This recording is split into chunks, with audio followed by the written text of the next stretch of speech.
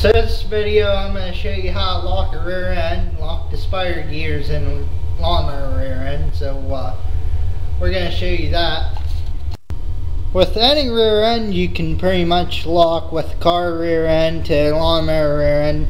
Anything that has spider gears you can lock it. This one is peerless, so we'll show you a couple things. We got to get clean up here for one. But you have your brake assembly right here, which is all corroded and completely won't turn. You can see that. First you take this bolt and you have a bolt back here. Take these two completely whole way off, and this whole thing remove off. After that, this one has two bolts on the bottom. You can see one right there, one right there. This thing has dirt all over it. So you want to get these all take a 3/8 socket. You want to grab your 3/8 socket, and you want to crack each one like quarter to half of a turn. Go the whole way around and get them all cracked loose. Then take them each one out till you get all of them out. I have the big pulley off of this. Of course, as you can see, you gotta take them off to. You have a bolt down here. You gotta have it off so you can get the bolt down in there. Remember where everything is at, and we'll start disassemble this. So yeah.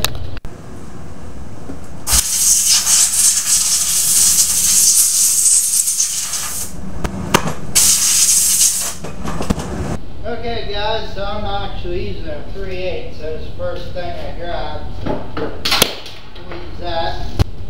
There's half turn. Half turn. Half turn. Half turn.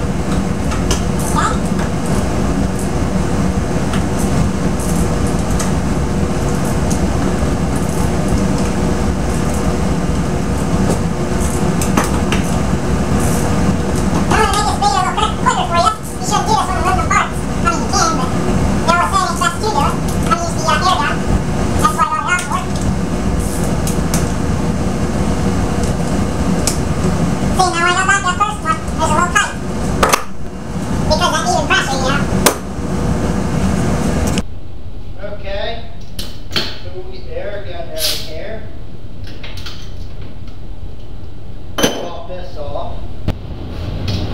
I didn't get those two bottom bolts, not yet. We'll get the brake assembly off first.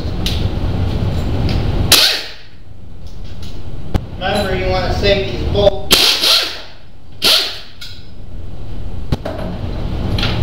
Best is to have a little magnet tray, which I have one somewhere around here floating around.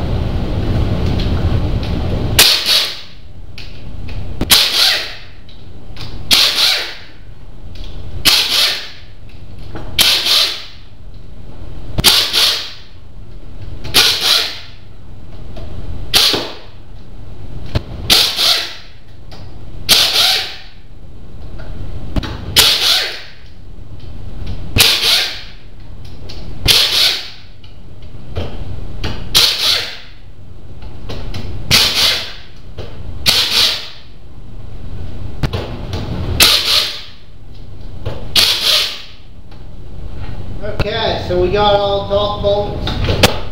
Pull them out, then loose count them. You want to make sure you get each and every one out. So you don't want to start prying on this thing and break your case.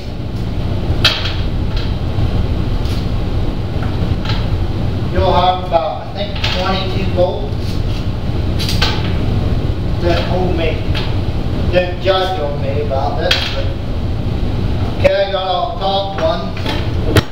Now you got these two bottom ones.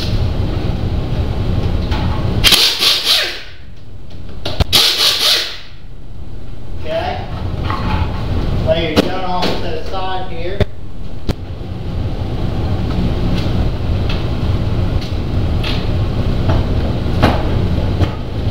Take a hammer. Best use a rubber hammer or copper or brass hammer.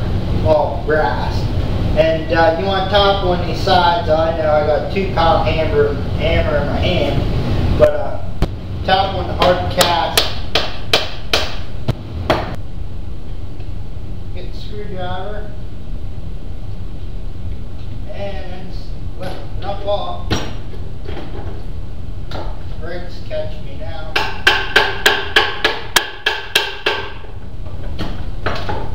So there you see, in all its glory. This one is oil filled. So this is the first oil filled transmission I ever done. You have these couple O-rings, the wheel seals right here. You want to get them off. Let them up.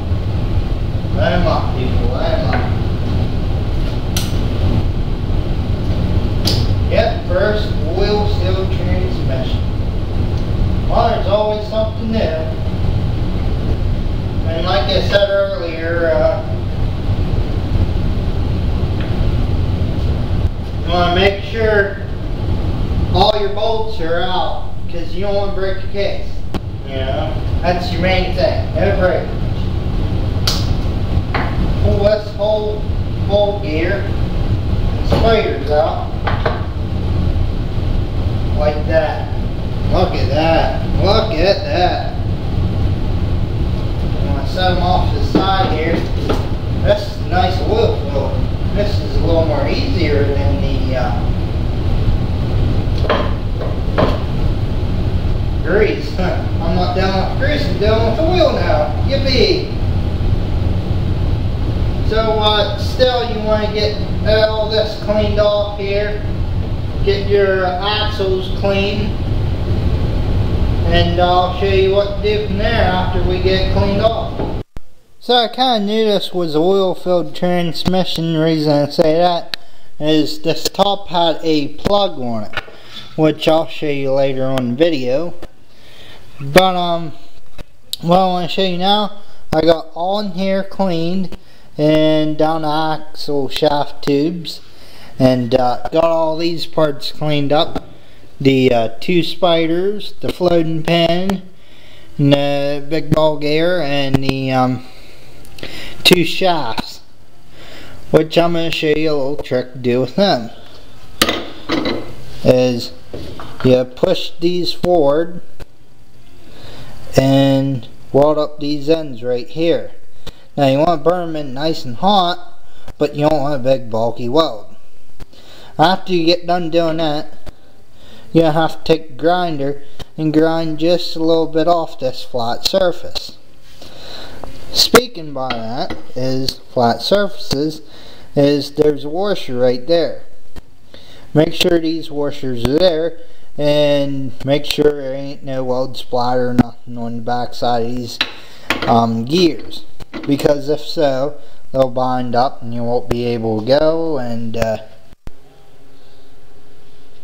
okay, so when doing this, you want to use your welding helmet.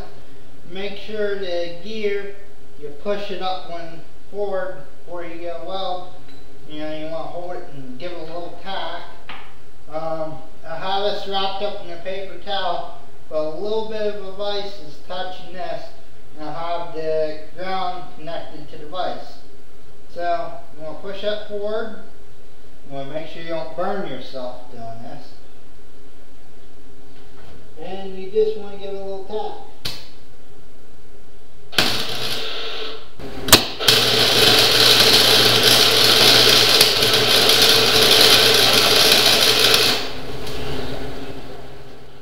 Okay, now you got a little tack, hold it in place. You want to fully weld it the whole way around. So that's what I'm going to do now. Okay, so here's one gear. And I got that grinded down and got it all welded. And so with the other one, and you guys missed it, I caught my pants leg on fire. and I grind her down some so it wouldn't rub. So we'll start assembling it, and we weld the little spiders up next. So yeah. Okay, so now we got all back assembled, and you want to make sure she's really straight. Straighter she is, the better she'll work. Remember that. You don't want this to be all cattywampus and your case get flying apart about 10 miles down the road. So you want to weld. Let me get a screwdriver, point this out to you. You want to weld right here, and on the opposite side right there. To do this, you want to take your welder. There you go, you see that. Try to set it down here for you. And you want to remove your nozzle off of your welder. So anyways, you want to remove your nozzle off of the welder like that. So then you want to be really careful when you go get it down in here. You don't bump it against the gears, because you'll be grinding your lead out here. So make sure everything's flat, then you can weld her up. So make sure you don't bump it off there. Can you guys see that? This is why you double clean your case. These are all spalls from your weld. So you want to get them all cleaned out. Okay guys, she's welded. And I got her grinded down and everything. Pretty good welds too. They'll definitely hold. So we'll start assembling now. Okay guys, so you want to grab your little wheel seals there. Put them back in. These ain't the little tiny rubber ones either. These are nice bigger ones. Because this being an oil-filled transmission.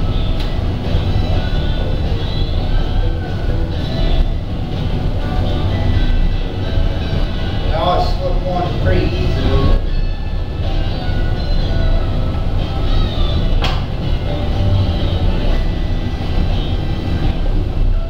Just get the other one here. They do go on a certain way, so you gotta watch that. Can't put them on backwards, they just won't go, so that's why I said they ain't going one way.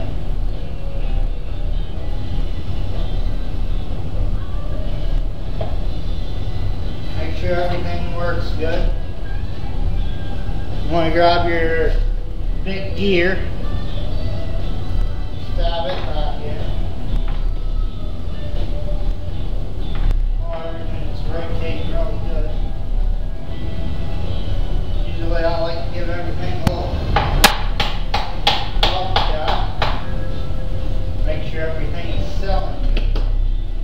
You want everything to sell good. So next you can throw on this top piece.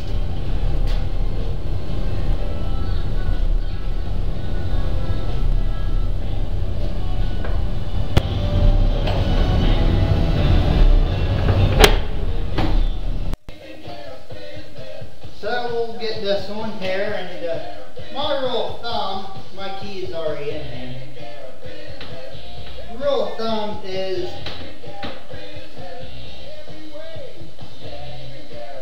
if you can turn it by your thumb,